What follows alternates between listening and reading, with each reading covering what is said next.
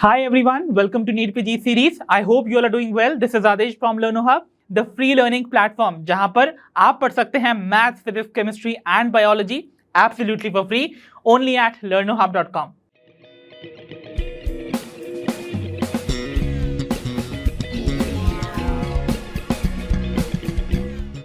तो बच्चों, हमारा आज का सेशन हमारे chapter excretory products and elimination का कंटिन्यूएशन सेशन है, जहां पर हम चैप्टर के रिमेनिंग टॉपिक्स को डिस्कस करेंगे. So without wasting much time, let's get started.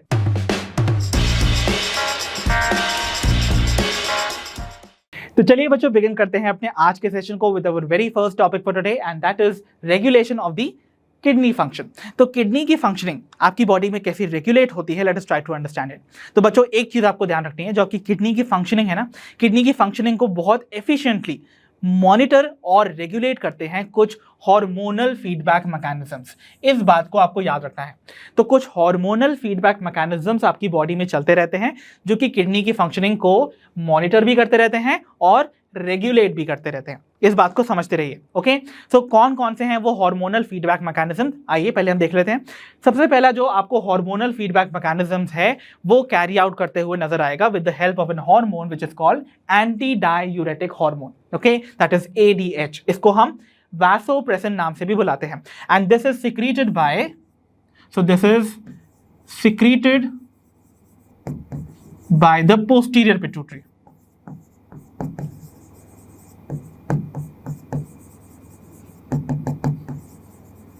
ठीक है, ये याद रखना है. Then we have is a next system which is called renin angiotensinogen aldosterone system, जिसे हम रास भी बुलाते हैं. और ये बेसिकली इसमें आपको एक स्पेशल एपरेटस का इन्वॉल्वमेंट देखने को मिलेगा, that is called juxtaglomerular apparatus. इसके बारे में हम डिटेल में स्टडी करेंगे बच्चों. This is very very important. And thirdly आपको एक और हार्मोनल फीडबैक मैकेनिज्म देखने को मिलेगा with the help of a hormone which is called atrial natriuretic factor. तो जिसे हम ANF भी बुलाते हैं. सो एट्रियल वर्ड ही बता रहा है कि आपकी हार्ट की वॉल्स, यानी कि जो हार्ट के एट्रियल वॉल्स है ना, वो इस पर्टिकुलर हार्मोन को सिक्रीट करती हैं. तो यहां पर it is secreted by atrial walls. तो आइए let us try to understand each of these hormonal mechanism one by one. तो आइए बच्चों, डिस्कस करते हैं the role of ADH in osmo regulation. So anti diuretic hormone का क्या role होता है ऑस्मो रेगुलेशन में? ऑस्मो रेगुलेशन क्या होता है बच्चों? The regulation of the osmolarity of body fluids. तो बॉडी फ्लूइड्स जैसे कि ब्लड, इसका आपको ऑस्मोलैरिटी यानी कि कॉन्सेंट्रेशन जो मेंटेन करने की प्रोसेस होती है, we call it osmo regulation. ठीक है, ओके. सो सबसे पहले तो let us try to understand कि भाई ये ADH हार्मोन का क्या मतलब है. ठीक है, तभी इसका फंक्शन समझ पाएंगे हम. तो देखो, ADH stand for anti diuretic hormone, isn't it? अब देखो, एंटी डाययूरेटिक हार्मोन यानी कि एक ऐसा हार्मोन जो कि अगेंस्ट वर्क कर रहा है ऑफ डाययूरेसिस. तो ये एंटी वर्ड हमेशा बताता है something which is against something, right? तो देखो, यहां पर ये जो डाययूरेटिक वर्ड है, इसका मतलब अगर हमें पता चल जाए तो हमें पता चल जाएगा ये हार्मोन किसके अगेंस्ट वर्क करेगा. ठीक है, सो हमारा नेक्स्ट वर्ड जो हमें जानना है that is diuresis. Okay, if you split this word and try to get its meaning, देखो, यूरेसिस वर्ड हमेशा आपको रिप्रेजेंट करेगा यूरिन की कंडीशन. तो यूरिन की कंडीशन के पहले अगर वर्ड लगा है डाई, ओके, यहां पर डाई नंबर 2 वाला डाई नहीं होने वाला है. ओके, ये जो डाई है it is representing the production of dilute urine. So ये जो डाई है इट स्टैंड फॉर डाइल्यूट. ठीक है, तो इसका मतलब यहां पर आपको प्रोडक्शन देखने को मिलेगा ऑफ डाइल्यूट यूरिन, यानी कि ऐसी यूरिन जो कि बहुत ज्यादा वाटरी है. वाटरी यूरिन कब होगी? जब रीअब्जॉर्प्शन ऑफ वाटर आपके किडनी ट्यूब्यूल्स में नहीं अकर कर रहा है. ठीक है, तो इसका मतलब ये जो पर्टिकुलर हार्मोन है वो इस डाययूरेसिस की प्रोसेस के अगेंस्ट वर्क करता है. मतलब ये डाइल्यूट यूरिन के फॉर्मेशन को प्रिवेंट करता है और प्रमोट करता है फॉर्मेशन ऑफ कॉन्सेंट्रेटेड यूरिन. ठीक है, इसीलिए इसका नाम पड़ा एंटी डाययूरेटिक हार्मोन. क्लियर है? फाइन. अब देखो, ये जो पर्टिकुलर हार्मोन है इसका एक दूसरा नाम भी है बच्चों, and it is named according to its different function. तो इसका दूसरा नाम है वासोप्रेसिन. अब वासो वर्ड जब भी आता है, वासो, तो वासो वर्ड जो है it is always related to the vessels, ठीक है। तो वेसल्स यानी कि किस वेसल्स की बात करेंगे हम, ब्लड वेसल्स की ऑब्वियसली। तो ब्लड वेसल्स को ये प्रेसन यानी कि प्रेस कर रहा है, इसका मतलब इसका एक कॉन्स्ट्रिक्टरी इफेक्ट है ऑन द ब्लड वेसल्स। इसका मतलब ये ब्लड वेसल्स की कॉन्स्ट्रिक्शन कॉज करवाता है, that means it leads to vasoconstriction, ठीक है। इस कंडीशन को भी आपको समझना है। तो वासोप्रेसन क्यों बुलाते हैं, क्योंकि ये ब्लड वेसल्स को कॉन्स्ट्रिक्ट कर देता है, उनको और नैरो कर देगा। तो ऑब्वियसली जब स्पेस कम होगी आपके ब्लड वेसल्स के अंदर ब्लड को फ्लो करने के लिए, तो blood pressure would be raised up. तो इसका मतलब ये ब्लड प्रेशर को भी रेज कर देता है by constricting the blood vessels. Fine, okay. तो पहली चीज इतनी, आपको इनके नाम के मतलब तो समझ में आ ही गए होंगे अब तक। नाउ वील सी कि भाई ये कहां पर सिक्रीट होता है और ये कहां सिंथेसाइज होता है। तो देखो, इसको सिंथेसाइज करता है आपका हाइपोथैलेमस, याद रखना है, बट ये रिलीज होता है फ्रॉम द पोस्टीरियर पिट्यूटरी। तो आपकी पिट्यूटरी में पोस्टीरियर जो लोब है उससे ये सिक्रीट होगा, इस बात को याद रखिएगा। एंड ये कब सिक्रीट होगा, तो ऑब्वियसली आपको इसका फंक्शन समझ में आया ना कि ये तब सिक्रीट होने वाला है जब ऑब्वियसली आपका जो ब्लड प्रेशर या वॉल्यूम है वो लो हो, राइट। तो ब्लड प्रेशर अगर वॉल्यूम प्रेशर अगर कम होगा तो ये वासो कॉन्स्ट्रिक्शन करवा के ब्लड प्रेशर को रेज कर सकता है। इसका मतलब ये सिक्रीट तब होगा जब आपकी बॉडी में बॉडी फ्लूइड्स का जो वॉल्यूम है दैट इज लोअर्ड, या फिर आपको ब्लड में हाई ऑस्मोलैरिटी देखने को मिल रही है। ब्लड में हाई ऑस्मोलैरिटी का क्या मतलब है, ब्लड में आपके सल्यूट्स ज्यादा होंगे, मतलब आपका ब्लड जो है वो ज्यादा कॉन्सेंट्रेटेड होगा, सल्यूट ज्यादा और पानी कम। इसका मतलब ब्लड में वाटर का जो नॉर्मल अमाउंट है उससे कम पहुंच गया है आपका वाटर का लेवल, और सल्यूट ज्यादा पहुंच गए हैं, that is hyperosmolarity blood में देखने को मिलेगी। But we know very well blood की जो ऑस्मोलैरिटी है it has to be 300 milli osmole per litre. उसको हम ज्यादा बढ़ा घटा नहीं सकते हैं। तो अगर वो ज्यादा हाइपरटोनिक हो जाएगा तो that condition would be abnormal, right. तो ऐसे में ये जो हाई ब्लड ऑस्मोलैरिटी है इसको सबसे पहले हमारे हाइपोथैलेमस में प्रेजेंट ऑस्मो रिसेप्टर्स डिटेक्ट कर लेते हैं कि भाई ब्लड में आपको हाई ऑस्मोलैरिटी देखने को मिल रही है, और तभी in response to those reception of the high blood osmolarity आप देखोगे हाइपोथैलेमस सिंथेसाइज करता है वासोप्रेसिन को या फिर एडीएच को, जो कि रिलीज होता है from the posterior pituitary. So now in the next slide we'll see कि भाई कैसे जो एडीएच हार्मोन है वो आपको कॉन्सेंट्रेटेड यूरिन की प्रोडक्शन में हेल्प करता है। तो बच्चों अब हम देखने वाले हैं कि कैसे different segments of the nephron में आपको एडीएच अपना रोल प्ले करते हुए नजर आएंगे टू प्रोड्यूस कॉन्सेंट्रेटेड यूरिन, ठीक है। तो देखो बच्चों, एक चीज आपको याद होगी अगर आपने पढ़ा है मेरा session on the process of urine formation, जिसमें जब मैं सेलेक्टिव रीअब्जॉर्प्शन की प्रोसेस आपको पढ़ा रहा था ना in the different segments of the nephron, मैंने आपको बताया था जो आपके डिस्टल ट्यूब्यूल है that is distal convoluted tubule और जो कलेक्टिंग डक्ट्स हैं, both of these structures are going to show conditional reabsorption. याद है, तो मैंने आपको बताया था ये कंडीशनल रीअब्जॉर्प्शन शो करते हैं। और कंडीशनल रीअब्जॉर्प्शन ये किन किन सब्सटेंसेस का करते थे, one was water under the effect of ADH hormone, isn't it? And secondly, the calcium ions in the presence of your parathormone and sodium ions in the presence of aldosterone hormone. But हम यहाँ पर पानी की बात कर रहे हैं, ADH के रोल की बात कर रहे हैं, so we'll try to understand that. So मैंने आपको बोला जो distal convoluted tubule और collecting duct है वो conditionally ही रीअब्जॉर्प्शन शो करेंगे वाटर का अगर वहां पर ADH की प्रेजेंस हो।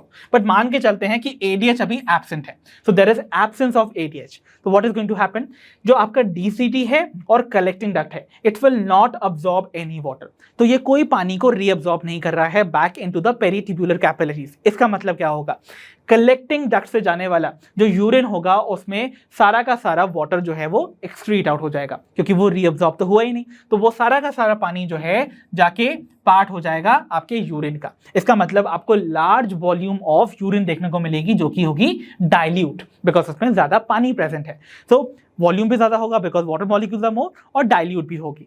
वाइल अगर यहीं पर ADH का सिक्रीशन हो जाता है that means there is a presence of ADH, तो इसका मतलब आपके DCT और कलेक्टिंग डक्ट्स जो हैं दे विल बिकम उनको वो कंडीशन मिल गई जिसके अंदर वो वाटर का रीअब्जॉर्प्शन कर सकते थे। इसका मतलब आपका डीसीटी और collecting duct will show reabsorption of water. और कैसे होता है ये, देखो आपको याद रखना है कलेक्टिंग डक्ट्स में यहाँ पर एक्वापोरेंस जो कि क्या है, प्रोटीन चैनल्स हैं for the movement of water, वो ओपन हो जाएंगे एंड एज अ रिजल्ट जो वाटर है from the collecting ducts and the DCT are going to be reabsorbed back into the peritubular capillaries. और उसकी वजह से आप देखोगे क्योंकि यहां पर कलेक्टिंग डक्ट और डीसीटी से मैक्सिमम वाटर वापस से रीअब्सॉर्ब हो गया है back into the peritubular capillaries, तो जो यूरिन प्रोड्यूस होगी वो स्मॉल वॉल्यूम में होगी एंड वो भी कॉन्सेंट्रेटेड अमाउंट में आपको देखने को मिलेगी, मतलब उसमें सल्यूट ज्यादा होंगे और पानी कम होगा। द रीजन बीइंग क्योंकि मैक्सिमम वाटर रीअब्सॉर्ब हो गया है due to the effect of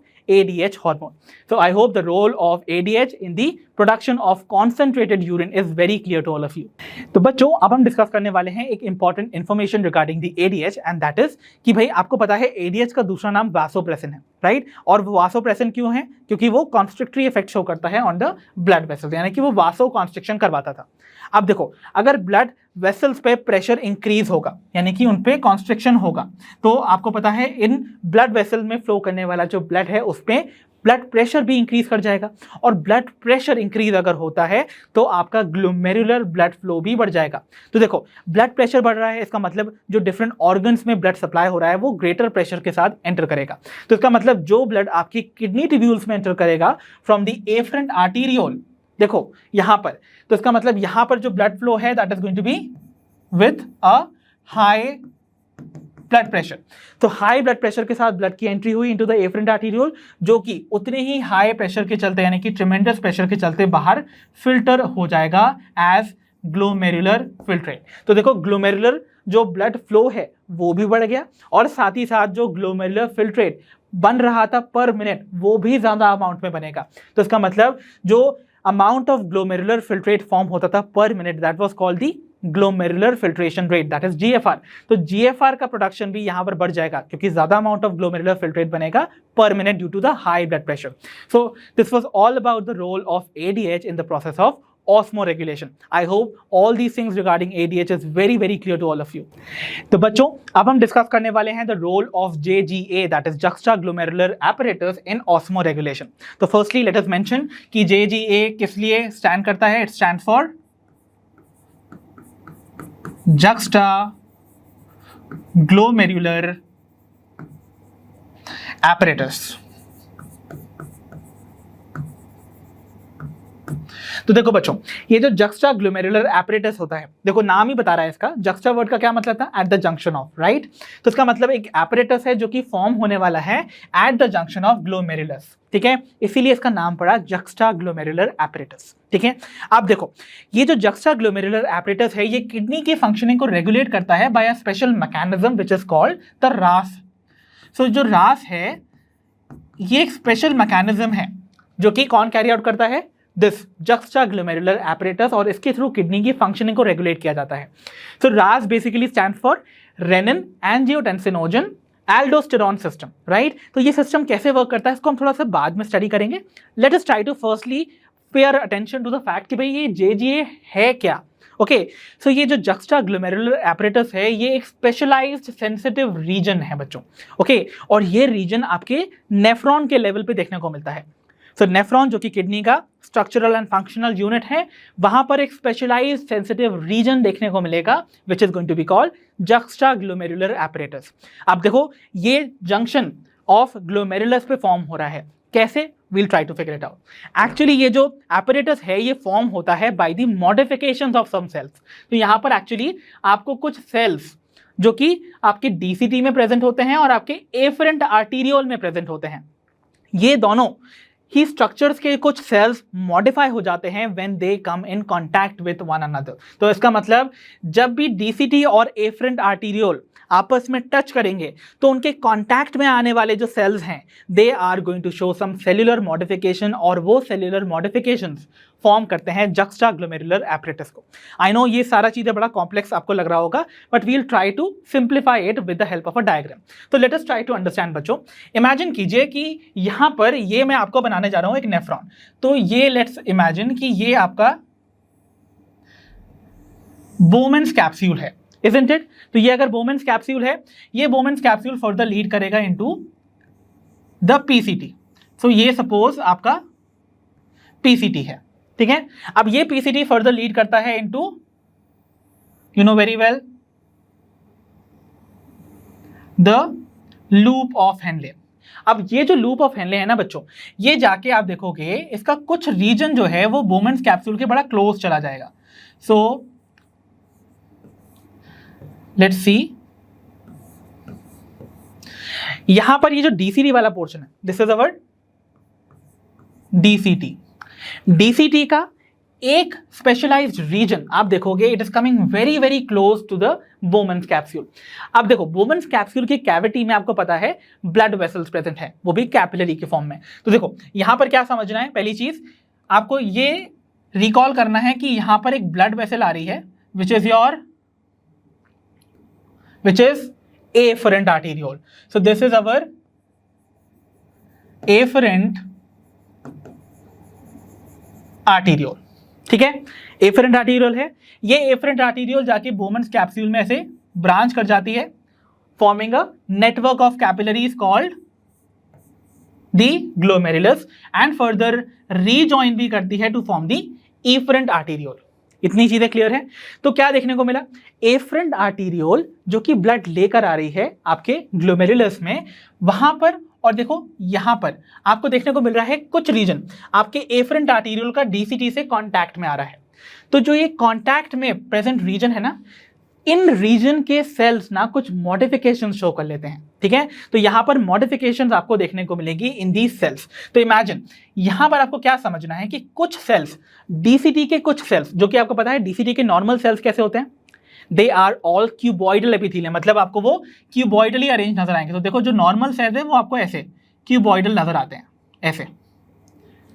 किसकी बात हो रही है यहां पर, डीसीटी की। These are the normal cells, fine.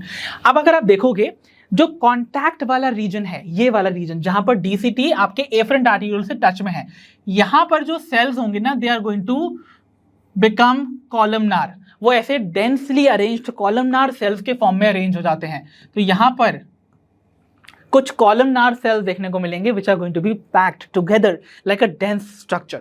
तो ये वो जो स्ट्रक्चर बन रहा है ना, जो कि पैच के फॉर्म में नजर आ रहा है, that is called macula densa. तो इसे हम क्या बुलाते हैं, this is called macula densa. Because देखो बच्चों, आपको बस इतना समझना है, मैक्यूल वर्ड का मतलब ही होता है something which is in the form of a patch. तो पैच वर्ड का मतलब यहां पर मैक्यूल है, और डेंसा मतलब वो जो पैच है ना, वो आपको डेंसली अरेंज्ड सेल्स का नजर आ रहा है इन द डीसीटी। तो याद रखना है, मैक्यूला डेंसा जो पोर्शन है वो आपको डीसीटी का पार्ट नजर आता है when we see the juxtaglomerular apparatus. While जो एफरेंट आर्टेरियोल है, अब एफरेंट आर्टेरियोल के केस में क्या होने वाला है, देखो आपको पता है कोई भी आर्टेरियोल जो है वो कैसे फॉर्म होता है, by the division of the artery, है ना। जब आर्टरी ब्रांच करती है तो आर्टेरियोल फॉर्म करती है, ये तो पता ही है आपको। आपने आर्टरी का वॉल का स्ट्रक्चर पढ़ा है बच्चों, आपको पता है वो 3 लेयर्स में उसकी वॉल अरेंज होती है, that is tunica externa, tunica media and tunica interna. तो जो आपकी आर्टेरियोल है ना बच्चों, वहां पर आपको ट्यूनिका एक्सटर्ना देखने को नहीं मिलेगी, आपको ट्यूनिका मीडिया और इंटरना देखने को मिलती है। और जो मीडिया वाली लेयर थी, जो मिडिल लेयर थी, वो बेसिकली फॉर्म्ड होती थी ऑफ द स्मूथ मसल्स। तो क्या होने वाला है, जिस पॉइंट पे एफरेंट आर्टेरियोल डीसीटी से टच करेगा, वहां पर आपके जो स्मूथ मसल के सेल्स हैं, they will undergo some modification, और मॉडिफिकेशन के बाद वो कुछ स्पेशलाइज्ड सेल्स फॉर्म करते हैं which are called the JG cells. तो यहां पर at the junction of your afferent arteriole and the DCT, जो मॉडिफाइड सेल्स आपको एफरेंट आर्टेरियोल में देखने को मिलेंगे, they are called the JG cells or the juxtaglomerular cells। तो यहां जो सेल्स फॉर्म होने वाले हैं, they are going to be the juxtaglomerular cells। तो आइए यहां पर मैं आपको विजुलाइज कराता हूं इन अ बेटर व्यू कि भाई कैसे ये आपको नजर आने वाले हैं। तो इमेजिन वही सारी कंडीशन है बच्चों, ये आपका बोमेन्स कैप्सूल जा रहा है, दिस इज द ग्लोमेरुलस, ये आपकी एफरेंट आर्टेरियोल है, sorry this is the afferent arteriole, this is bringing the blood, और ये आपका इफरेंट है, तो this is the efferent arteriole, ठीक है।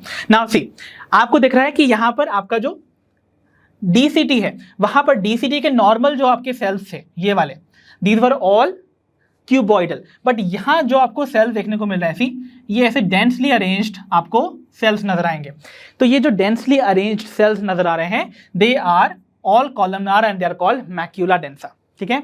और देखो ये जो एफरेंट आर्टीरियोल है, उसके जो स्मूथ मसल के सेल्स हैं, दे हैव बिकम मॉडिफाइड। तो ये देखो, ये जो आपको सेल्स अब ये मॉडिफाइड, नॉर्मली वो आपको कैसे नजर आ रहे थे, इन द रेड लेयर, अब ये आपको नजर आ रहे हैं इन द पर्पल लेयर, इस तरीके से आपको ये नजर आ रहे हैं, ठीक है। तो ये जो सेल्स हैं जो कि मॉडिफाई हो गए हैं at the junction of the DCT with the afferent arteriole, they are called the juxtaglomerular cells, जिन्हें हम शॉर्टली JG सेल्स भी बुलाते हैं। ओके, आई होप इतनी चीज आपको क्लियर हुई होगी। तो ये जो एपरेटस फॉर्म हुआ है ऑफ द 3 स्ट्रक्चर्स, कौन कौन से वो स्ट्रक्चर्स हैं बच्चों, one is your macula densa, ये वाला आपको जो लेयर देखने को मिल रहा है, this is going to be your obviously the JG cells formed by the modification of the smooth muscles of afferent arteriole। तो ये जो स्ट्रक्चर फॉर्म हो रहा है, they are going to basically represent the juxtaglomerular apparatus। I hope juxtaglomerular apparatus कैसे form होता है वो आपको समझ में आया होगा। अब बहुत बच्चे कंफ्यूज होते हैं with juxtaglomerular apparatus and juxtamedullary nephron। याद करो, मैंने टाइप्स ऑफ नेफ्रॉन में तुम्हें नेक्स्ट juxtamedullary nephron भी पढ़ाए थे। juxtamedullary nephrons क्या थे, ये वो टाइप के नेफ्रॉन से जिनका मेजर पोर्शन जो है वो आपको मेड्यूला में लाई करता हुआ नजर आता था इन the form of Henle's group, right. तो ये एक्चुअली स्टार्ट भी होते थे eight the junction of cortex and medulla. तो वो नेफ्रॉन की बात हो रही है बच्चों। जब मैं बोल रहा हूँ जक्स्टाग्लोमेरुलर एपरेटस, वो स्ट्रक्चर ही अलग है, यानी कि यहाँ पर हम लोग नेफ्रॉन के अंदर एक ऐसा स्ट्रक्चर देख रहे हैं जहां पर आपको देखने को मिलेगा कि at the junction of glomerulus आपका DCT और एफरेंट आर्टीरियोल मीट कर रहे हैं to form a special sensitive region, that is JGA, ठीक है। तो डिफरेंस है दोनों में, इस बात को समझ लेना है अच्छे से। ओके, तो जब भी आपकी बॉडी में अगर आप देखोगे जो GFR है, ग्लोमेरुलर फिल्ट्रेशन रेट, अगर डिक्रीज कर जाता है, कैसे डिक्रीज होगा, अगर ब्लड फ्लो लेस होगा। क्योंकि अगर यहां पर ब्लड फ्लो जो है बच्चों अगर लोअर हो जाएगा, तो अगर कम स्पीड से ब्लड आ रहा है, या फिर आप कह सकते हो लो ब्लड प्रेशर के साथ आ रहा है, तो ब्लड फ्लो अगर लो हो जाएगा, इसका मतलब ब्लड वॉल्यूम कम हो गया। अगर ब्लड प्रेशर भी कम हो गया तो फिर ऑब्वियसली यहां पर भी प्रेशर के साथ ब्लड नहीं आ रहा है, तो ऑब्वियसली क्या होने वाला है, यहां पर ग्लोमेरुलस के लेवल पे कम प्रेशर एक्सपीरियंस किया जाएगा। ओके, और अगर कम प्रेशर एक्सपीरियंस होगा तो less amount of filtration will occur, और अगर फिल्ट्रेशन कम हो जाएगा तो इसका मतलब जो ग्लोमेरुलर फिल्ट्रेट फॉर्म होने वाला है इन द बोमेन्स कैप्सूल, वो भी कम फॉर्म होगा पर मिनट। इसका मतलब क्या होगा, जो ग्लोमेरुलर फिल्ट्रेशन रेट है that is going to decrease. तो जब भी आपको ग्लोमेरुलर फिल्ट्रेशन रेट में डिक्रीज देखने को मिलता है, it stimulates the JG cells. तो वो एक स्टिमुलस सेंड करता है टू दीज JG सेल्स, और ये JG सेल्स इस लोअर्ड GFR के रिस्पॉन्स में सिक्रीट करते हैं एक enzyme which is called renin. तो बच्चों ये रेनिन नाम का जो एंजाइम है, बहुत बच्चे अगेन यहाँ भी कंफ्यूज होते हैं, ये रेनिन, और हमने जो डाइजेस्टिव सिस्टम में एक रेनिन एंजाइम पढ़ा था जो कि मिल्क प्रोटीन केसीन पे एक्ट करता था, उनकी स्पेलिंग्स में डिफरेंस है। वो वाला जो रेनिन था जो कि एक एंजाइम है जो कि प्रोटीन डाइजेस्टिंग एंजाइम या प्रोटियोलाइटिक एंजाइम है, उसकी स्पेलिंग में आपको डबल N देखने को मिलता है यहाँ पर, तो इट इज RENNIN। बट यहाँ पर जो आपको रेनिन देखने को मिल रहा है वहां पर आपको सिंगल N देखने को मिलता है। So this is that renin जो कि कौन सिक्रीट करता है, द JG सेल्स और the juxtaglomerular cells. Juxtaglomerular cells क्या थे, I told you before also, ये आपके एफरेंट आर्टीरियोल के स्मूथ मसल्स के मॉडिफाइड सेल्स हैं। Fine, okay.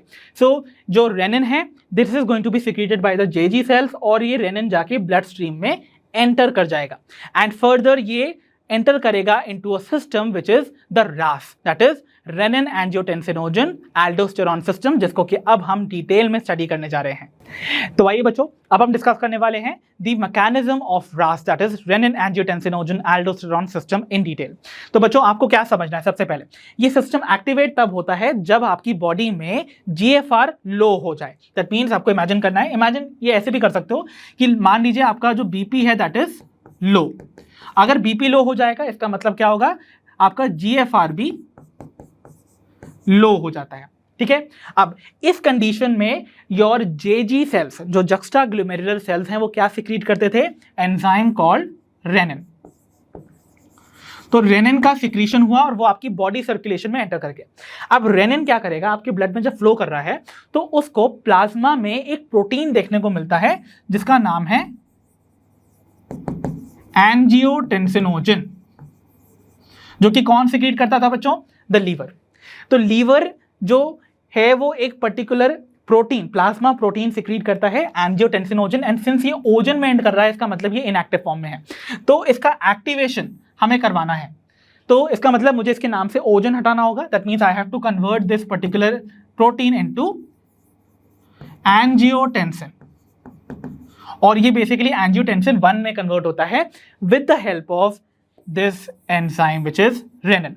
तो जो रेनिन आपके जेजी सेल्स ने रिलीज किया इनटू द ब्लड स्ट्रीम वो जाएगा और आपके ब्लड प्लाज्मा में प्रेजेंट प्रोटीन एंजियोटेंसिनोजन को एंजियोटेंसिन 1 में कन्वर्ट कर देगा। अब ये जो एंजियोटेंसिन 1 है ना बच्चों, दिस इज अ डेकापेप्टाइड, यानी कि ये 10 अमाइनो एसिड से मिलकर बना है और अभी भी ये फुल्ली फंक्शनल नहीं है to carry out its function. तो इसीलिए इसको हमें फर्दर कन्वर्ट करवाना होता है into its completely active form जो कि है एंजियोटेंसिन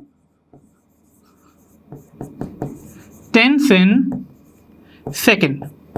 ठीक है, तो ये कंप्लीटली एक्टिव फॉर्म है। तो इस कंप्लीट कन्वर्जन को, एंजियोटेंसिन 1 का कन्वर्जन एंजियोटेंसिन 2 में कौन करवाएगा, एक एंजाइम जो कि आपके लंग्स में प्रेजेंट होता है, and that enzyme is ACE। Okay, so this ACE basically stands for angiotensin converting enzyme. तो ये एंजियोटेंसिन कन्वर्टिंग एंजाइम बेसिकली इस डेकापेप्टाइड में से 2 अमाइनो एसिड को रिमूव करके इसको एक ऑक्टापेप्टाइड में कन्वर्ट कर देता है, और ये ऑक्टापेप्टाइड जो है वो फंक्शनल है। ठीक है, तो इसका मतलब angiotensin 2 is a activated form. ठीक है, नाउ एंजियोटेंसिन 2 फॉर्म हो गया। अब इस एंजियोटेंसिन 2 के 2 इंपॉर्टेंट फंक्शंस हैं।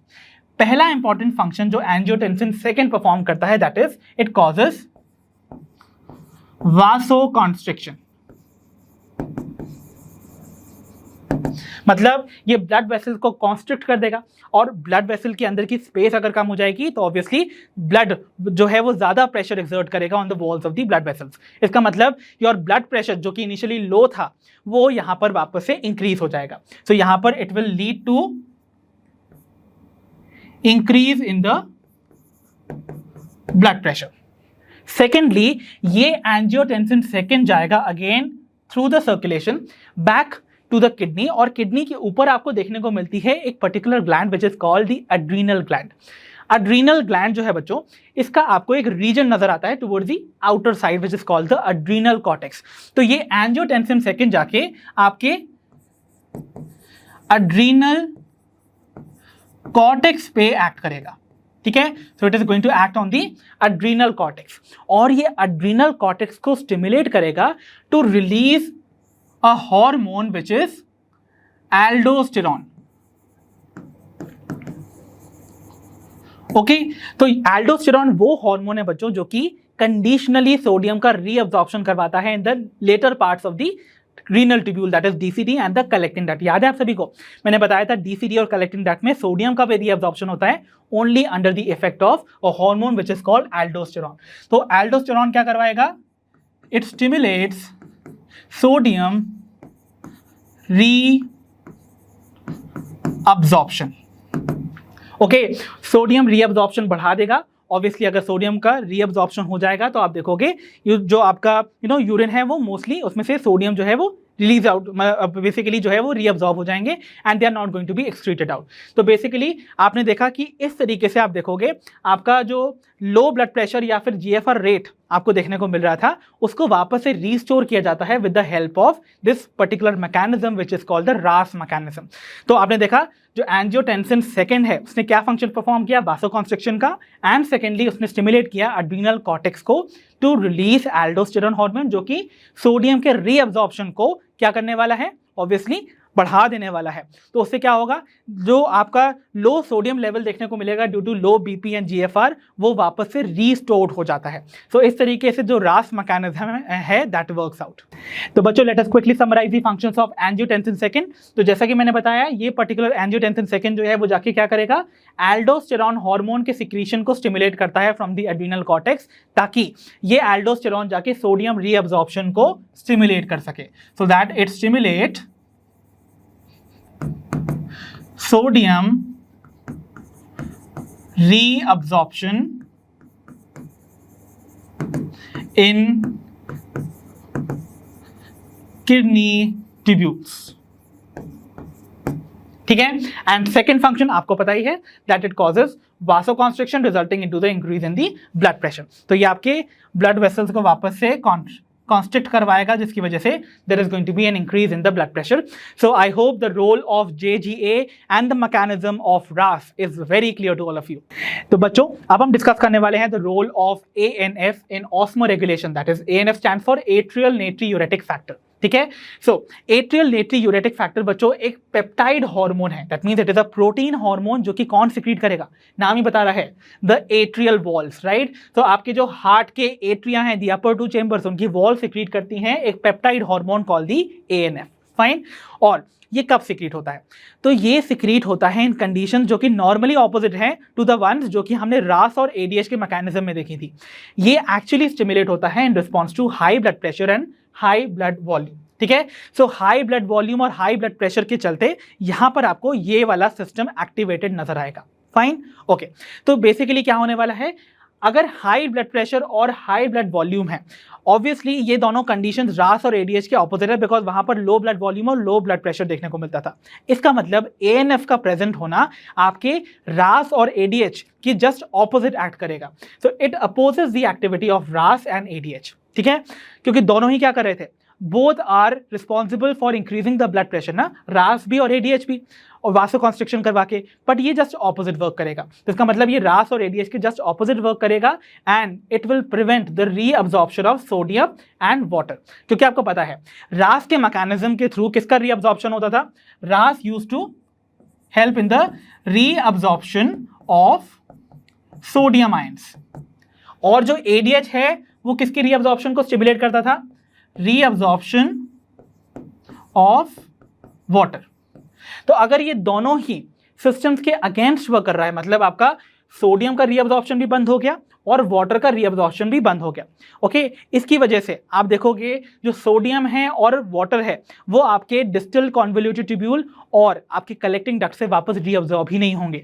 अगर वो रीअब्जॉर्ब नहीं होंगे, इसका मतलब they will be passed out in the urine and that conditions are called natriuresis and diuresis. Natri word का क्या मतलब है बच्चों, नेट्री वर्ड आता है फ्रॉम द वर्ड नेट्रियम, जो कि साइंटिफिक नेम है ऑफ सोडियम, है ना। सोडियम का सिंबल Na लिखते हैं ना हम लोग, Na क्यों लिखते हैं, बिकॉज उसका साइंटिफिक नेम है नेट्रियम। तो नेट्रियम का प्रेजेंस होना in the urine is called natriuresis and diuresis तो आप जानते ही हो, क्योंकि वाटर का रीअब्जॉर्प्शन नहीं हुआ तो जो यूरिन होगी that is going to be dilute and watery and that condition is diuresis. तो फर्स्टली ये आपके इस तरीके से क्या करने वाला है, एक्सेस जो वॉल्यूम है आपके ब्लड के अंदर जो प्रेजेंट है उसको एक तरह से रिमूव कर रहा है by promoting these two processes. And one more thing, ये ब्लड प्रेशर को और कैसे कम करने की कोशिश करेगा, by dilating the blood vessel. तो देखो इसका काम क्या है, it is acting as a vasodilator also. तो ANF जो है वो वासोडायलेटर की तरह भी एक्ट करता है, जाके क्या करेगा, ये जाके आपके ब्लड वेसल को डायलेट कर देगा। तो आप ब्लड के पास इनफ स्पेस है to easily flow without any pressure. तो इसका मतलब यहाँ पर again vasodilation would be one of the function जो कि ANF परफॉर्म करेगा, एंड सेकेंडली यहाँ पर ये रीअब्जॉर्प्शन ऑफ वाटर और सोडियम आयंस को प्रिवेंट कर देगा। So I hope the role of ANF in osmoregulation is very clear to all of you. तो आइए बच्चों बढ़ते हैं towards our next topic, that is इरेथ्रोपोएटिन, जिसे हम शॉर्टली अब्रीविएट करते हैं एज EPO। तो बच्चों EPO या फिर इरेथ्रोपोएटिन क्या है, देखो इरेथ्रोपोएटिन का आपको कुछ ना कुछ रिजेम्बलेंस लग रहा होगा विद द वर्ड इरेथ्रोपोएसिस। याद है इरेथ्रोपोएसिस क्या होती थी बच्चों, ऑब्वियसली इरेथ्रो वर्ड बता रहा है रेड कलर, है ना, तो इसका मतलब हम यहाँ पर बात कर रहे हैं रेड ब्लड सेल्स की। और पोएसिस की प्रोसेस बताती है द प्रोसेस ऑफ फॉर्मेशन। तो इरेथ्रोपोएसिस क्या होती थी? The process of RBC formation, है ना। इसका मतलब जो इरेथ्रोपोएटिन होगा वो बेसिकली एक ऐसा स्ट्रक्चर होगा जो कि इरेथ्रोपोएसिस की प्रोसेस को स्टिमुलेट करवाता होगा। तो याद रखना, इरेथ्रोपोएटिन एक प्रोटीनेशियस हार्मोन है, it is a peptide hormone. तो ये एक प्रोटीन हार्मोन है जो कि आपकी किडनी सिक्रीट करती हैं। ओके, सो किडनीज में भी कौन से वो स्पेसिफिक सेल्स हैं जो सिक्रीट करेंगे? सो किडनीज में ये सिक्रीट होते हैं by the juxtaglomerular cells. याद है, ये वही जेजी सेल्स हैं जो कि क्या सिक्रीट करते हैं बच्चों? They secrete the renin, right. So ये रेनिन हार्मोन को भी सिक्रीट करते थे, याद है। सो जक्स्टा ग्लोमेरुलर सेल्स और जेजी सेल्स ही सिक्रीट करते हैं ईपीओ यानी कि इरेथ्रोपोएटिन को।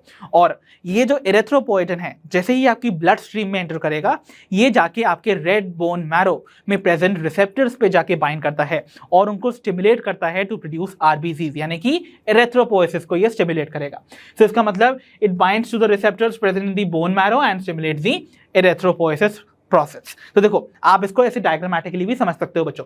तो देखो यहाँ पर ये आपकी किडनी है, किडनी में प्रेजेंट जो आपके जेजी सेल्स हैं they are going to secrete erythropoietin, ठीक है। अब ये इरेथ्रोपोएटिन आपकी ब्लड स्ट्रीम में जाएगा, ब्लड स्ट्रीम से ये जाएगा आपके रेड बोन मैरो में। रेड बोन मैरो में प्रेजेंट रिसेप्टर्स पे जाके जैसे ही इरेथ्रोपोएटिन बाइंड करता है, it stimulates the process of erythropoiesis और the production of RBCs. RBCs का प्रोडक्शन बढ़ेगा तो इसका मतलब आपको इंक्रीज्ड नंबर ऑफ आरबीसीज देखने को मिलेंगे बच्चों। तो आरबीसीज का नंबर बढ़ गया, और आरबीसीज अगर बढ़ जाएंगे, आपको पता है आरबीसीज क्या फंक्शन कैरी आउट करते हैं? That is oxygen transportation. तो इसका मतलब इनडायरेक्टली आपकी बॉडी की जो ऑक्सीजन कैरिंग कैपेसिटी है ऑफ एन इंडिविजुअल वो बढ़ जाएगी। ओके, सो इस तरीके से आप देखते हो कि कैसे इरेथ्रोपोएटिन जो है वो इरेथ्रोपोएसिस को स्टिमुलेट करता है, और ये भी एक हार्मोन है जो कि किडनी सिक्रीट करती हैं, ठीक है। Okay, and one more important thing कि भाई इसका क्या रोल है मेडिकल साइंस में। तो मेडिकली इरेथ्रोपोएटिन का इस्तेमाल किया जाता है to treat certain forms of anaemia. तो एनीमिया में क्या होगा? रेड ब्लड सेल्स का रिडक्शन देखने को मिलेगा ना। तो अगर आपको स्टिमुलेट कराना है कि इंडिविजुअल में जो कि सफर कर रहा है from anaemia the production of RBCs, तो आपको उसमें एडमिनिस्टर करना होगा the doses of erythropoietin artificially. So I hope the role of erythropoietin and what is it आपको अच्छे से समझ आया होगा। तो बच्चों, किडनीज के बारे में तो हमने अपनी बहुत सारी इंफॉर्मेशन जान ली है, बिकॉज हम जानते हैं किडनी हमारी बॉडी की मेन या चीफ एक्सक्रीटरी ऑर्गन्स हैं। But apart from kidney there are some other organ जो कि एक्सक्रीशन में पार्टिसिपेट करते हैं। सो कुछ अदर एक्सक्रीटरी ऑर्गन्स जो कि किसी ना किसी फॉर्म में बॉडी में प्रेजेंट वेस्ट को बाहर एक्सक्रीट आउट करते हैं, they could be your liver और they could be your lungs, या फिर वो हो सकते हैं द स्किन ऑल्सो। तो ये तीन बेसिक ऐसे ऑर्गन्स हैं जो कि एक्सक्रीशन में हेल्प करते हैं इन सम और the other way. Let us try to see कि ये जो अदर एक्सक्रीटरी ऑर्गन्स हैं वो कैसे कैरी आउट करेंगे द प्रोसेस ऑफ एक्सक्रीशन। तो सबसे पहले we'll be beginning with the liver. तो लीवर की अगर बात की जाए बच्चों, आप जानते हो ये आपकी बॉडी की सबसे लार्जेस्ट ग्लैंड है, इजंट इट? और आपको पता है ये सिक्रीट करता है बाइल जूस, राइट। अब ये जो बाइल है इसमें क्या प्रेजेंट होती हैं? Pigments like bilirubin and biliverdin, isn't it? तो बिलीरुबिन और बिलीवर्डिन आपको यहाँ देखने को मिलेंगी इसी बाइल जूस में। साथ ही साथ आपको यहाँ पर बाइल जूस में ही कोलेस्ट्रॉल, कुछ डिग्रेडेड स्टेरॉइड हार्मोन्स, विटामिन्स और ड्रग्स भी देखने को मिलेंगे। एंड एट द एंड ये सारे के सारे जो सब्सटेंस आपके बाइल में प्रेजेंट हैं, they are going to be excreted out through the digestive tract as digestive waste. Because आपको पता है ये जो बाइल है ये कहाँ सिक्रीट कर दिया जाता है? It is poured into your duodenum. इसका मतलब ये आपके ड्यूओडेनम में प्रेजेंट है, तो इसका मतलब आपके डाइजेस्टिव ट्रैक्ट से ये पूरी तरह से पास करेगा, जो भी इसके फंक्शन है वो कैरी आउट करने के बाद वो आपके डाइजेस्टिव ट्रैक्ट से बाहर एक्सपेल्ड आउट कर दिया जाएगा by the process of defecation, ठीक है। ओके, तो इसका मतलब पहला जो आपको रोल देखने को मिला is the removal of the substances as digestive waste. Secondly आपको देखने को मिलेगा लीवर ही वो साइट है बच्चों, याद कीजिए, लीवर ही वो साइट थी जहां पर प्रोटीन्स के अमाइनो एसिड्स का डीएमिनेशन होता था, मतलब removal of the ammonia. Okay, तो अमोनिया अगर रिमूव होगी यू नो यहाँ पर आपके लीवर में, तो इसका मतलब यही वो साइट होगी जहां पर ammonia would be combined with carbon dioxide to form urea. तो इसका मतलब यूरिया का जो सिंथेसिस है वो कहां आकर करेगा? In the liver itself. और आप जानते हो जो यूरिया है वो आपकी बॉडी का चीफ नाइट्रोजनस वेस्ट है, इजंट इट? तो इसका मतलब जो यूरिया का प्रोडक्शन है वो आपके लीवर में ही हो रहा है। तो इसका मतलब जो आपकी बॉडी में अमोनिया फॉर्म हो रही थी by the deamination of the amino acids, वो यहां पर जो वेस्ट था उसको कन्वर्ट कर दिया जा रहा है इनटू यूरिया, और यूरिया को हम एक्सक्रीट आउट कर देंगे थ्रू अवर किडनीज। तो एक क्वेश्चन जो अभी मेरे मन में आपके लिए आया है, दैट इज, क्या आप बता सकते हो कौन सा वो ब्लड वेसल है जो कि मैक्सिमम अमाउंट ऑफ यूरिया को कैरी करके लेकर जाएगा? तो बताइए, आपको पता है यूरिया का फॉर्मेशन ही लीवर में हो रहा है, इजंट इट? तो इसका मतलब जो ब्लड वेसल आपके लीवर को एग्जिट करेगी वुड बी द वन जिसके पास मैक्सिमम अमाउंट ऑफ यूरिया होगा। तो आपको पता है आपके लीवर को कौन सी ब्लड वेसल लीव करती है? That is your hepatic vein. सो याद रखना है, हेपेटिक वेन कैरी करती है ब्लड को from the liver into the inferior vena cava, है ना? तो इसका मतलब it carries maximum amount of urea. इस पॉइंट का आपको ध्यान रखना है। तो मैक्सिमम यूरिया आपकी हेपेटिक वेन में देखने को मिलेगा, नॉट हेपेटिक पोर्टल वेन। देखो, मैंने बोला है वो ब्लड वेसल जो कि लीवर को लीव कर रही है, एंटर की बात नहीं हो रही है। आपको याद होना चाहिए हेपेटिक पोर्टल वेन जो है वो एंटर करती है into the liver, it does not exit, right? तो आपको पता है ना वो कहां से ब्लड लेकर आती है? From the intestine, isn't it? तो इंटेस्टाइन से ब्लड लेकर हेपेटिक पोर्टल वेन एंटर करती है लीवर में, जहां पर जो एक्सेस अमाइनो एसिड्स हैं उनका ब्रेकडाउन किया जाता है, और वहां पर डीएमिनेशन की प्रोसेस के बाद यूरिया का सिंथेसिस होता है, और वो यूरिया आपके ब्लड में अगेन एंटर करके कहां जाता है? Into the hepatic when. और ये हेपेटिक वेन उसको इंफीरियर वेना केवा में डंप कर देती है और वो आपकी बॉडी सर्कुलेशन में जाता है। फाइनली जो यूरिया कंटेनिंग ब्लड है वो एंटर करेगा किडनी में, क्योंकि किडनी में ही जाके उसका फिल्ट्रेशन होना है ना? Removal of the nitrogenous waste kidney में हो रहा है। तो इसका मतलब जो ब्लड एंटर करेगा किडनी में थ्रू द रीनल आर्टरी, उसके पास भी यूरिया प्रेजेंट होगा। वाइल किडनीज जो है वो क्या करने वाली हैं? यूरिया को एक्सक्रीट करने वाली हैं। इसका मतलब क्या हुआ? जो ब्लड किडनी से बाहर आएगा, क्योंकि यूरिया का तो रिमूवल किडनी में हो गया ना, तो इसका मतलब जो ब्लड अब किडनी से बाहर आएगा उसमें मिनिमम अमाउंट ऑफ यूरिया होगा। इसका मतलब आपको याद रखना है कौन सी है वो ब्लड वेसल जो कि किडनी किडनी से ब्लड को लीव करती है। So that is going to be your renal vein. So renal vein जो कि फिल्टर्ड ब्लड को कैरी करके लेकर आ रही है from the kidneys would be having minimum amount of urea. ये इंफॉर्मेशन आपके लिए इंपॉर्टेंट है बच्चों, बिकॉज एग्जामिनेशन में ऐसे क्वेश्चंस पूछे गए हैं। Okay then important point again regarding the liver would be that it is involved in the detoxification of various toxic substances present in the food. आपको पता ही है जितना भी फूड आप लेते हो उसमें कुछ टॉक्सिक सब्सटेंसेस प्रेजेंट हो सकते हैं, कुछ जर्म सेल्स भी एंटर कर सकते हैं। तो ऐसे में उनका भी रिमूवल जो है, डिटॉक्सिफिकेशन की जो प्रोसेस है, removal of the toxic material, वो भी लीवर कैरी आउट करता है। बिकॉज आपको पता है इंटेस्टाइन से अब्सॉर्ब करके न्यूट्रिएंट रिच ब्लड जिसमें कि कुछ पैथोजेंस भी हो सकते हैं, टॉक्सिक सब्सटेंसेस भी हो सकते हैं, उसको आपकी हेपेटिक पोर्टल वेन लीवर तक लेकर जाती है। तो यहाँ पर जितने भी टॉक्सिक सब्सटेंसेस हैं उनका न्यूट्रलाइजेशन या डिटॉक्सिफिकेशन आपको लीवर में देखने को मिलेगा, और साथ ही साथ जो जर्म्स हैं उनको आपके लीवर्स में प्रेजेंट जो कप्फर सेल्स हैं वो फेगोसाइटोस करते हुए नजर आएंगे। इसका मतलब यहाँ पर आपका डिटॉक्सिफिकेशन की प्रोसेस भी कैरी आउट होती है in the liver itself. So I hope liver as an excretory organ आपको अच्छे से समझ आया होगा। Let us move on to lungs now. तो लंग्स आप जानते हो आपके रेस्पिरेटरी सिस्टम का पार्ट है भाई। ओके, तो लंग्स के बारे में आपको एक चीज पता है कि ये रिमूव करता है कार्बन डाइऑक्साइड को फ्रॉम आवर बॉडी। तो कितना? लगभग आप इसका वॉल्यूम मेजर कर सकते हैं, इट इज अराउंड 200 मिलीलीटर्स पर minute. Fine, and significant amount of water भी एज वाटर वेपर जो है वो आपके लंग्स के थ्रू बाहर बाहर रिलीज कर दिया जाता है। बिकॉज आपको पता है जो भी एयर आपके अंदर आती है या बाहर जाती है इट इज मॉइस्चराइज्ड, तो उसमें थोड़ा मॉइस्चर प्रेजेंट होता है, तो some amount of moisture is also release. तो हम कह सकते हैं रफली अराउंड 400 ml ऑफ वाटर जो है हमारी बॉडी से आपको बाहर एक्सक्रीट आउट करता हुआ नजर आएगा through the lungs. So 400 ml of जो बॉडी वाटर है वो एक दिन में आपको एक्सचेंज होता हुआ नजर आएगा with the external environment through the lungs itself. तो इस तरीके से लंग्स जो है वो कार्बन डाइऑक्साइड और वाटर का आपको एक्सक्रीशन करते हुए नजर आएंगे। Then we have is the third excretory organ which is the skin. Okay, तो स्किन के बारे में अगर बात की जाए बच्चों, स्किन जो है आप जानते हो ये हमारी बॉडी को पूरी तरह से कवर करके रखी हुई है ना। अब स्किन में आपको ना कुछ दो बेसिक ग्लैंड देखने को मिलेंगी। सबसे पहली gland would be called the sudoriferous gland. Sudoriferous gland जो कि बेसिकली सुडोर वर्ड का मतलब in Latin is the sweat. तो बेसिकली जिस ग्लैंड के बारे में हम बात कर रहे हैं ना, this is the sweat gland. Okay, so आपको यहां पर ये जो कॉइल स्ट्रक्चर देखने को मिल रहे हैं, they represent the sweat gland. So this is our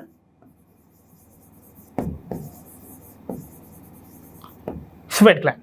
sweat gland या सुडोरिफेरस ग्लैंड क्या करती है? It releases a watery secretion जिसे हम बुलाते हैं स्वेट। अब ये जो स्वेट है उसमें वाटर तो मिलेगा ही मिलेगा, साथ ही साथ आपको कुछ सल्यूट्स भी मिल सकते हैं। फॉर एग्जांपल आपको यहाँ पर स्वेट में वाटर के साथ आयंस भी देखने को मिल सकते हैं। देखो 99.5% तो पानी होता है, बट रिमेनिंग 0.5% में आपको क्या क्या चीजें देखने को मिल सकती हैं? You could even find ions like sodium chloride, sodium ions, chloride ions भी आपको देखने को मिल सकते हैं बीइंग एक्सक्रीटेड आउट। सिमिलरली आपको यहाँ पर लैक्टिक एसिड भी एक्सक्रीट आउट होता हुआ नजर आ सकता है।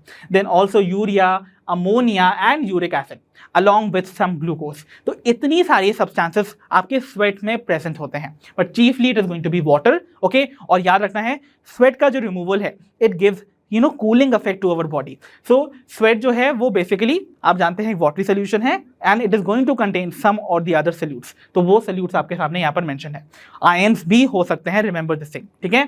Then we have is the sebaceous gland, जैसे हम सेबेशियस ग्लैंड जो है वो बेसिकली ऑयल ग्लैंड भी कहलाती है बच्चों। सो इनको हम ऑयल ग्लैंड भी बुलाते हैं,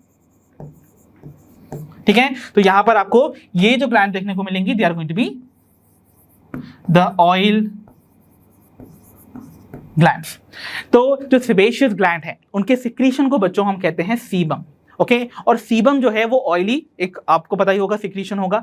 और सीबम जो है बच्चों उसमें आपको मिक्सचर देखने को मिलेगा ऑफ सब्सटेंसेस लाइक स्टेरॉल्स जैसे कि cholesterols, right, waxes and hydrocarbons along with some proteins and inorganic salts. तो ये सारी चीजें ना आपको देखने को मिल सकती है। सिमिलरली जैसे आपका स्वेट था ना, वहां पर भी आपको कुछ आयंस देखने को मिले, है ना, जो कि सॉल्ट्स के होंगे ऑब्वियसली, इनऑर्गेनिक सॉल्ट्स के। यहाँ पर भी आपको इनऑर्गेनिक सॉल्ट देखने को मिलेंगे। यहाँ पर कुछ proteins along with all the आप कह सकते हो ऑयली सब्सटेंसेस जैसे कि वैक्सेस, हाइड्रोकार्बन्स एंड स्टेरॉल्स, वो एक्सक्रीटेड आउट नजर आएंगे in the form of sebum और the oil. So I hope the various other excretory organ जो कि अपार्ट है from the kidney are very clear to all of you. तो बच्चों अब हम डिस्कस करने जा रहे हैं सर्टेन डिसऑर्डर्स जो कि स्पेसिफिक हैं to our excretory system, and the very first disorder that we will discuss would be acute renal failure. ठीक है बच्चों, तो रीनल वर्ड आप सभी जानते हो जब भी इस्तेमाल होता है that is always concern with the kidneys,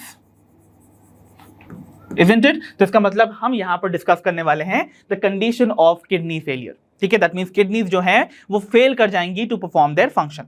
तो ये बेसिकली अराइज करती है due to a condition called uraemia. Okay, that means urea का प्रेजेंस होना इन द ब्लड। फाइन, तो देखो आपको पता है किडनी अगर मैल फंक्शनिंग कर रही है, अपना फंक्शन परफॉर्म नहीं कर पा रही है प्रॉपरली, इसका मतलब वो nitrogenous waste that is urea को अपनी बॉडी से इजीली एक्सक्रीट आउट नहीं कर पा रही है। दैट मींस अगर यूरिया अच्छे से बाहर एक्सक्रीट आउट नहीं होगा, उसका आपको इंक्रीज्ड लेवल देखने को मिलेगा in the blood, and this condition is called uraemia. तो यूरीमिया क्या है बच्चों? It is the accumulation of urea in the blood due to the malfunctioning of the kidneys. ठीक है, तो अगर ऐसे पर्सन के अगर आप यूरिन सैंपल को देखते हो तो वहां पर आपको इंक्रीज लेवल ऑफ यूरिया देखने को मिलेगा। ठीक है, तो भाई अगर हमें एक्यूट रीनल फेलियर को ट्रीट करना है तो ट्रीटमेंट के बेसिकली दो तरीके हैं। पहला जो पॉसिबल ट्रीटमेंट है that is called haemodialysis and the second one is called kidney transplantation. तो आइए इन दोनों पॉसिबल ट्रीटमेंट्स के बारे में हम डिटेल्स जानते हैं। तो आइए बच्चों डिस्कस करते हैं the very first possible treatment for the acute renal failure and that is haemodialysis. तो सबसे पहले तो बच्चों इस टर्म को ब्रेक करके इसका मीनिंग समझते हैं।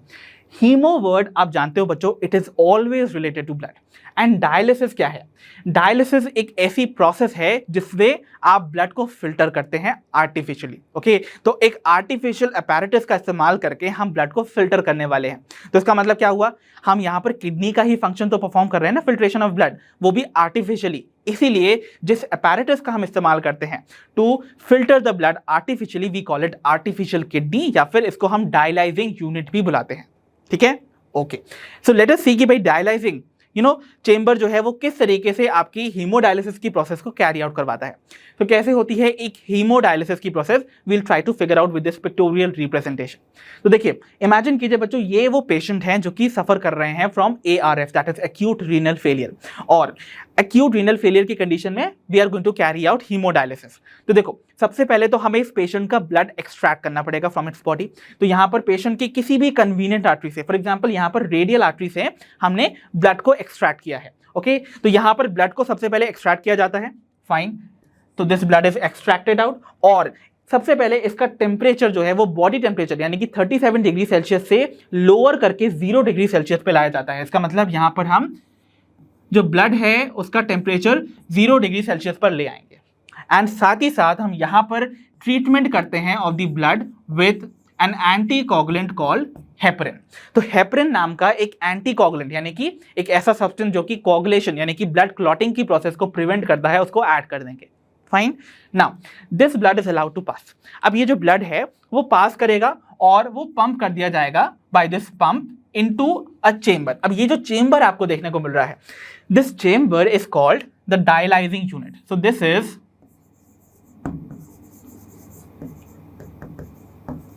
द डायलाइजिंग यूनिट, जिसको कि हम आर्टिफिशियल किडनी भी बुलाते हैं।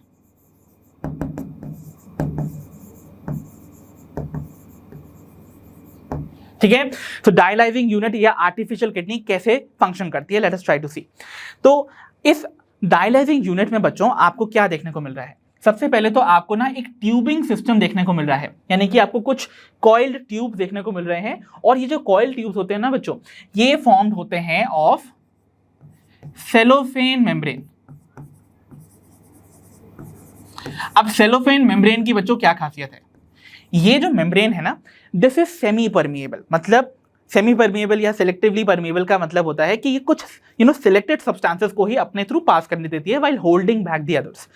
तो सेलोफेन मेम्ब्रेन यहाँ पर सेमी परमिएबल या फिर सिलेक्टिवली परमिएबल मेम्ब्रेन की तरह एक्ट करेगी। ठीक है, तो ये एंटायर जो ट्यूबिंग सिस्टम आपको देखने को मिल रहा है of the coil tubes, that is of the cellophane membrane. And इस चेंबर में आपको इस ट्यूब के बाहर इस ब्लू कलर की स्पेस में आपको एक फ्लूइड फिल्ड नजर आएगा, and that fluid is called dialysing solution, या फिर इसको हम डायलाइजिंग फ्लूइड या फिर हम डायलाइजेट भी बुलाते हैं। सो डायलाइजेट भी एक टर्म है जो कि डायलाइजिंग फ्लूइड को या सोल्यूशन को दिया जाता है। फाइन, अब इस डायलाइजिंग सोल्यूशन की क्या खासियत है, लेट अस ट्राई टू सी। ये जो डायलाइजिंग फ्लूइड है ना बच्चों, it is same as that of plasma in its composition। तो इसका कॉम्पोजिशन जस्ट आपके प्लाज्मा की तरह ही है, but it lacks nitrogenous waste. तो यहां पर आपको बस नाइट्रोजनस वेस्ट देखने को नहीं मिलते हैं, इस बात को याद रखिएगा। तो इसका मतलब आपका जो डायलाइजिंग सोल्यूशन है that is same as that of the blood plasma, but it does not have nitrogenous waste like urea and uric acid. But जो blood enter कर रहा है इस ट्यूबिंग सिस्टम में, वहां पर आपको यूरिया और यूरिक एसिड जैसे नाइट्रोजनस वेस्ट देखने को मिलेंगे। फाइन, तो व्हाट हैपेंस नाउ, आप देखोगे यहां पर जैसे ही ब्लड इन ट्यूबिंग सिस्टम में पास करता है, तो what is going to happen? आपको पता है ये tubing system selectively permeable membrane से मिलकर बना है। सो बाहर अगर हम देखें, यानी कि इस पर्टिकुलर पोर्शन को देखें, थोड़ा सा समझने की कोशिश करो बच्चों।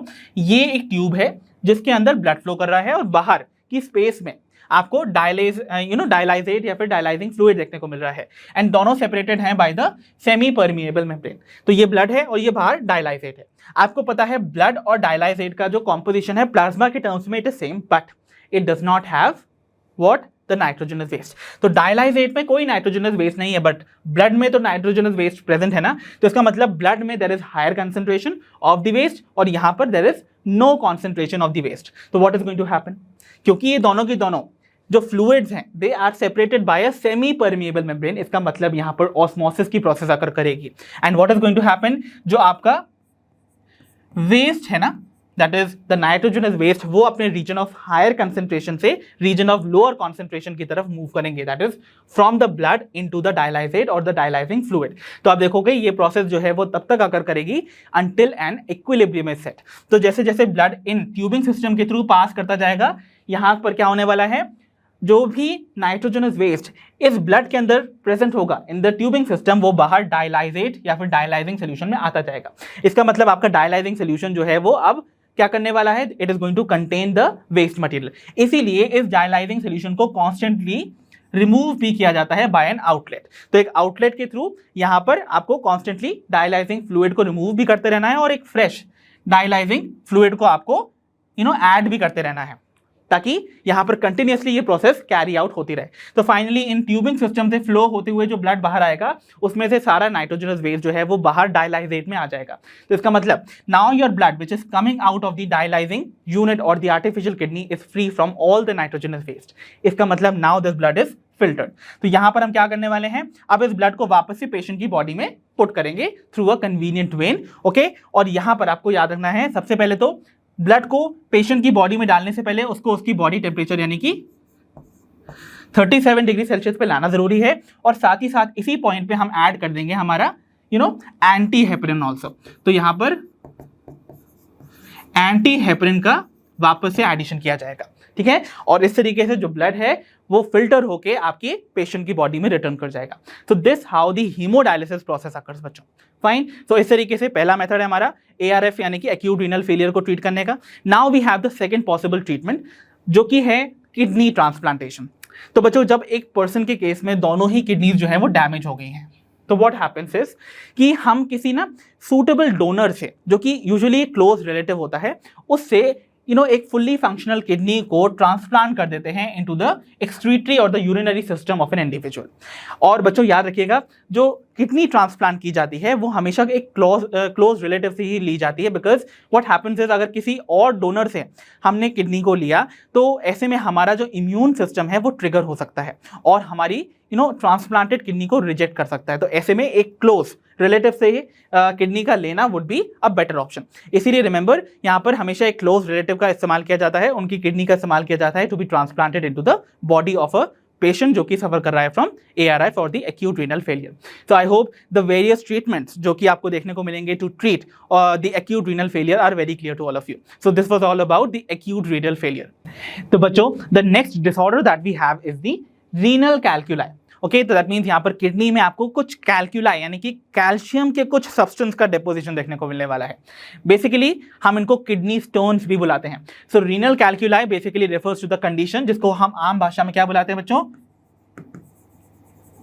Kidney stones. तो बेसिकली यहां पर आपको कुछ insoluble mass of crystallised salts देखने को मिलेगा deposited in the kidney, right, तो जो कि फॉर्म कर देते हैं स्टोन्स। तो यहां पर आपको कैल्शियम, ओके, कैल्कुलाई वर्ड का इस्तेमाल किया है ना, तो इसका मतलब कैल्शियम के कुछ सॉल्ट जो कि इनसॉल्युबल मास फॉर्म कर देते हैं इन द क्रिस्टलाइज्ड कंडीशन, जैसे कि कैल्शियम ऑक्सिलेट का डिपोजिशन आपको देखने को मिलेगा inside the kidney and this leads to obstruction in the flow of the urine. Okay, तो that leads to a lot of pain. तो यहां पर आप देख रहे हो, आपको किडनी के पैसेज में देखिए यहां पर इस तरीके से कुछ ये कैल्शियम ऑक्सिलेट के क्रिस्टल्स आपको डिपॉजिटेड नजर आएंगे which will obstruct the flow of your urine. Then we have the next condition which is called glomerulonephritis. तो देखो बच्चों, एक चीज आपको याद रखनी है, जब भी किसी मेडिकल कंडीशन की एंडिंग वर्ड्स हैं आइटिस, ओके, तो जब भी ये सफिक्स से आपको इस वर्ड का, किसी भी वर्ड का एंडिंग नजर आएगा, दैट रिप्रेजेंट्स इन्फ्लेमेशन। तो जब भी वर्ड आइटिस आता है, याद रखना it is always related to inflammation. और कौन मुझे बताएगा भाई कि इन्फ्लेमेशन जो है वो किन 4 सिम्टम्स से कैरेक्टराइज होते हैं, जल्दी से बताइए। सो कौन कौन से हैं वो 4 symptoms? Yes, the very first is redness, then heat, then third is pain and fourth is swelling. तो redness, heat, pain and swelling, 4 चीजें अगर एक जगह पर होती हैं दैट लीड्स टू इन्फ्लेमेशन। तो यहां पर बता रहा है ग्लोमेरुलोनेफ्राइटिस, नाम ही बता रहा है कि यहां पर इन्फ्लेमेशन किसका होने वाला है, आपके नेफ्रॉन के ग्लोमेरुलस का। तो basically inflammation of the glomeruli of the kidney is going to be referred to as glomerulonephritis. तो यहां पर आपको देखने को मिल रही है इन्फ्लेमेशन की कंडीशन। फाइन, थर्डली जो आपको यहां पर ये कंडीशन देखने को मिल रही है that is called gout. Gout या फिर इसको हम गाउटी अर्थराइटिस भी बुलाते हैं बच्चों। तो ये क्या है बच्चों, इसके बारे में याद है, मैंने आपको बेसिक इंट्रोडक्शन वाली स्लाइड में ही थोड़ा सा पढ़ाया हुआ है। तो देखो याद कीजिए, मैंने आपको बोला था 3 टाइप के नाइट्रोजनस वेस्ट हैं, that is ammonia, urea and uric acid.